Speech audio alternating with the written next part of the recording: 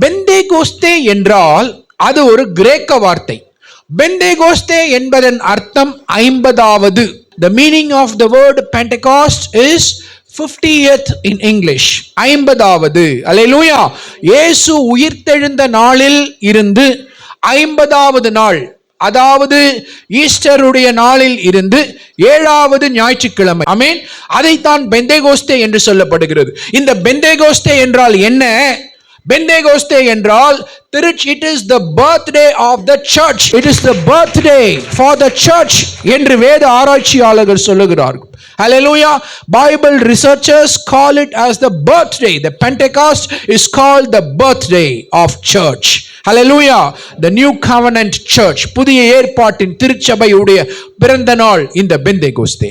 அப்போஸ்தலர்கள் ஒரு மாடியிலே கூடி நின்று, ஒரு மேல் வீட்டறையிலே கூடி நின்ற பொழுது அவர்களை ஊக்குவிக்கும் வண்ணமாக, அவர்களுக்கு அதிகாரம் கொடுக்கும் வண்ணமாக பரிசுத்த ஆவியானவர் பலமாய் அவர்கள் மேலே இறங்கினார்.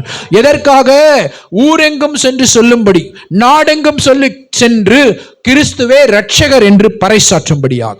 அல்லேலூயா. எதற்காக பரிசுத்த ஆவியானவர் அந்த நாளிலே வல்லமையாய் இறங்கினார்? சமாதானத்தையும் பிரசன்னத்தையும் கொடுக்கும்படியாக. நீங்கள் செல்லுகிற எந்த இடத்திலும் சமாதானம் உண்டாவதாக.